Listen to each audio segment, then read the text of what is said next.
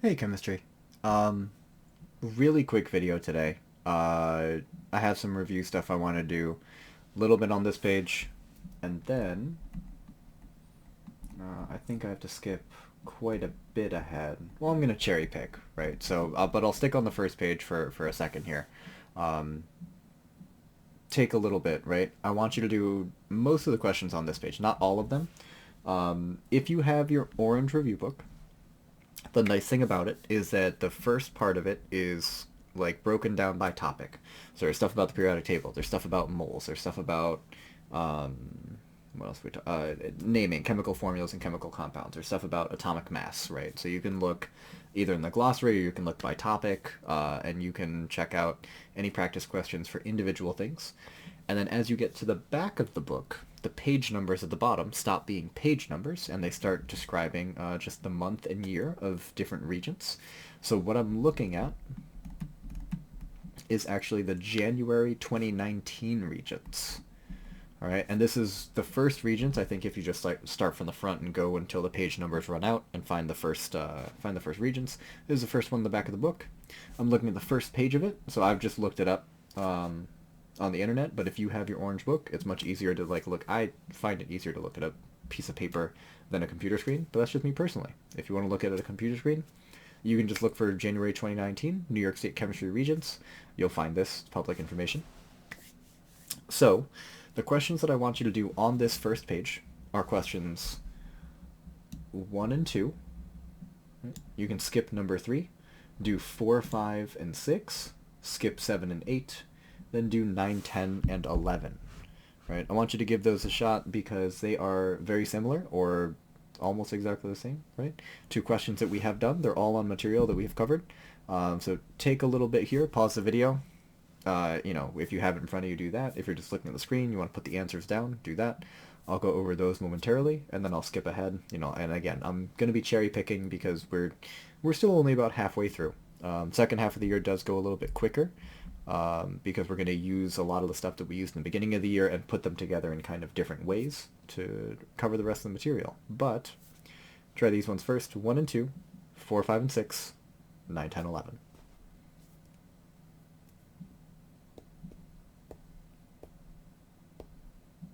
You're back?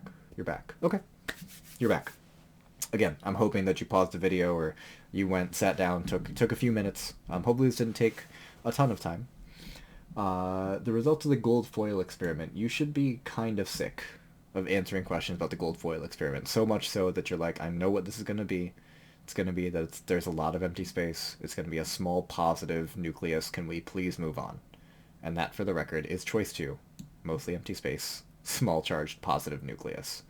Right? So, the gold foil experiment. You don't have to know who did it, right? It was Rutherford, but we don't care about that. We just need to know what did it tell us. Right?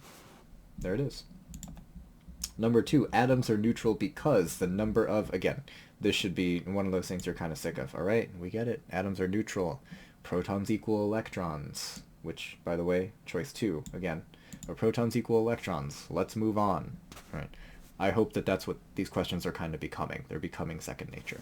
I'm going to skip 3. We haven't quite talked about valence electrons yet. We talked about electrons, and once we end up talking about valence electrons a little after the midterm, you realize, wow, we waited that long to talk about this. Number 4, according to the wave mechanical model of the atom. Okay, wave mechanical. That's a specific model. That's the one that we talk about now, so it's the most modern one. Where are electrons located? They're not in circular paths. They're not in the nucleus. It's not a hard indivisible sphere. It is orbitals, right? So that's where we find electrons. They're found in orbitals, which are just general regions of space. It's not an exact point. It's just like, here-ish. Close enough. Right. Now, number 5 is the first one that you genuinely needed your reference table for. What electron configuration represents electron in an atom of sodium? Right. Now, this is one where you do have to remember something about this. I will tell you that generally speaking, if you're asked about a specific element and you're not entirely sure where to start, the best place to start is just your reference table. Check the periodic table for information about that element. If you remember that little box, right, in that box, in the top right, we had the atomic number, no, bottom right. We had the atomic number, top right, we had the atomic mass, but in the bottom left corner, we had the electron configuration.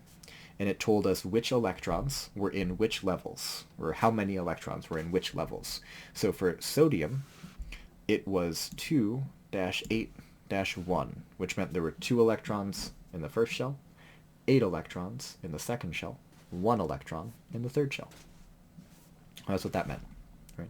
And then, again, number 6, you kind of needed your periodic table. If you can remember this, that's pretty cool. If you don't, you have a reference table, right? Don't not use it out of, like, spite, because, like, I know all of this stuff. You have a resource. Use it. There's no reason not to. So the periodic table of elements is ordered in terms of increasing what's the thing that goes up sequentially as we look at it. That's the atomic number, right? Hydrogen is 1, helium is 2, lithium is 3, and so on and so on and so on. All right, malleable is a term that we will talk about soon. Density, realistically, you could kind of look at this.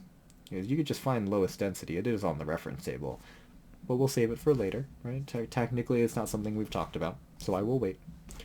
Number 9, the only tricky thing here in number 9 is just make sure that you're reading the correct version of the question. Not the version of the question you think it's asking, but what's literally on the paper.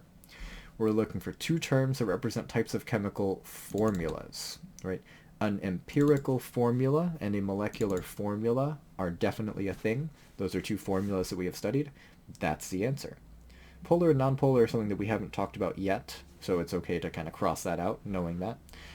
Synthesis and decomposition are chemical processes, but those are reactions and not formulas, so be careful. And then saturated and concentrated, we'll talk about in the very near future. Number 10, what is conserved in all chemical reactions? This was one of the very first things that we talked about in the whole year. And the things that are conserved in every chemical reaction are in no particular order: charge, mass, and energy. Charge, mass, and energy. That's choice 2. Charge, mass, and energy. Sometimes I'll put those in different orders, but always those 3. And then finally, 11 is the trickiest one because of the wording. It's a little funny. What term represents the sum of the atomic masses of the atoms in a molecule? Right? So we're adding together all the masses of the things that make up a molecule. When do I have to add up all the masses of a thing? Well, usually we call that the gram formula mass, the GFM. And I said when we talked about this in your notes, which I think was recent-ish, like page 37 or something, 35, 33. It was towards kind of like the middle bottom of the page, and there were 4 different versions of this title. It was like formula mass, gram formula mass, molar mass. Formula mass and gram formula mass functionally mean the same thing. They refer to the same process, taking the sum of all the atomic masses. So that is choice 3, the formula mass. It's a definition straight out of your reference, or not your reference table, sorry, it's out of your notes. All right. I think there are a couple of questions here that I like. I'm trying to remember because I did some stuff during class. I'm just trying to cherry pick here. Oh, it might have just been 2 questions here because again, we're trying to get to a point where we're kind of halfway through stuff, so we'll only be able to answer about half of these questions. You can actually look at 14 and 14 and 16 and 17 and 18. Yeah, you can look at, we could look at 18 too. 14. So 14, 16, 17, and 18. And I will admit that some of these are things that you will kind of have to think your way through. These are questions where we haven't talked literally exactly about it.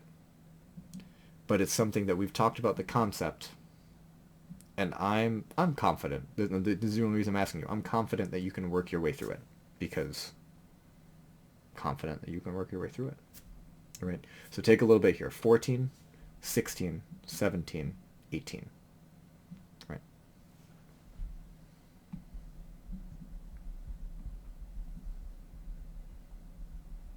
Guessing you're back. Right. Now, question 14 is something that we have literally definitely done, and you should be sick of these questions too. Which substance cannot be decomposed by chemical means? That's the definition of an element. It's something that cannot be decomposed by chemical means, so it's choice 1, carbon. Right. Number 16 is something that we technically haven't talked about specifically. However, you're familiar with the concept of energy, right? Energy is, it can be stored energy, it can be moving energy, we have chemical energy, there's energy from the sun, heat is energy, right? And that's kind of our context here, right? There are different types of energy. So using the knowledge that we have, but additionally, the knowledge of just like what are different types of energy that we have, right? So what form of energy would be transferred if you have an ice cube placed in water? Right, so what kind of energy should get transferred there? Well, it shouldn't be electrical. Electrical should be off the table. Nuclear should be off the table. So off the bat, you should have a 50-50 guess. It's either chemical or thermal. Right, if I'm putting an ice cube in water, is that a chemical process? No, it's not. So it shouldn't be chemical energy. This is thermal energy. It's heat. We're transferring heat energy from the water to the ice cube in order to melt it. Right, so again, even though that's not something that we literally specifically talked about, it is something that you are able to answer, right, based on what you know and your experience and the little bit that we talked about with energy. Now, 17 is a straight up definition. Average kinetic energy is expressed as average kinetic energy. That's temperature. That's choice 4. Finally, up here, number 18.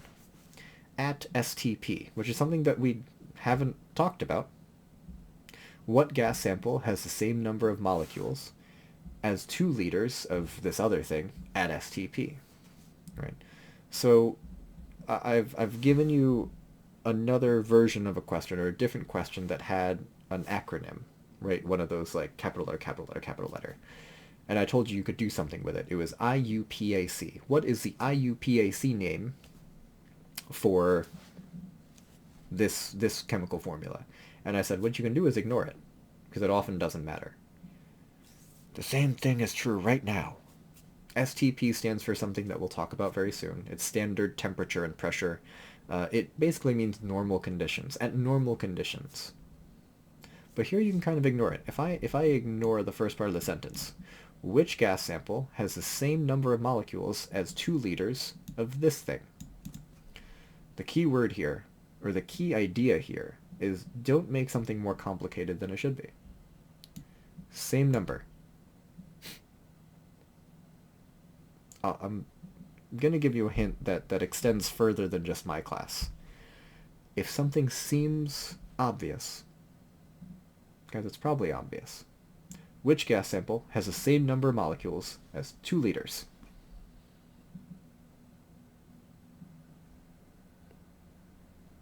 It's the one that has 2 liters. It's choice 2. STP means standard temperature and pressure, and these are the conditions under which you would kind of want to normally do an experiment or normally observe things. So we're just saying we're setting very specific conditions, but we're looking at 2 liters of stuff. So what other sample should have the same number of particles as 2 liters of stuff? 2 liters of other stuff. It is in fact 2 liters. We'll talk a little bit more about that actually immediately after the midterm. So literally like a day or two after the the week after midterms, right?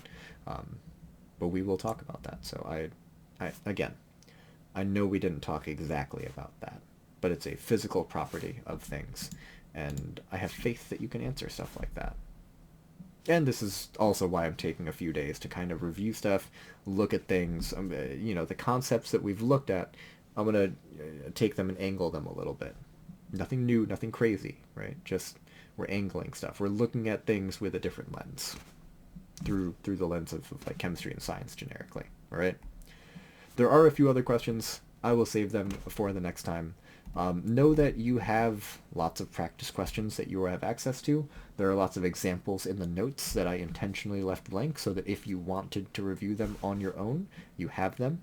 The notes should all be completed online. If they are not, and I will be double checking this kind of over this weekend and over next weekend. I'm making sure, curating. I gotta check for your class, for my honors physics, for my AP physics. I gotta make sure that everything is kind of like ducks in a row, right? Because I often make these plans and then I, just like you guys, right? I forget about stuff.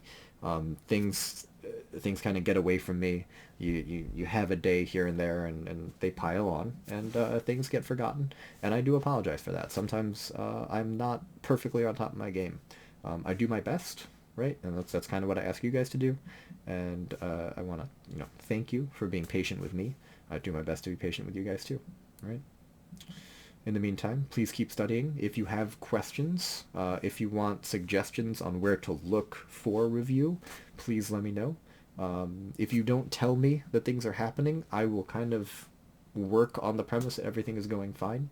So if you do have questions, if you want help with something, if you're looking for other resources that you can use, please let me know. Otherwise, keep doing what you're doing. You know how you study best. You know how you kind of work this best. I will just place resources in front of you and do with them, work with them the best way that you can. All right? Until the next video, until the next class, I will see y'all. Be safe, be good. Take care, kids.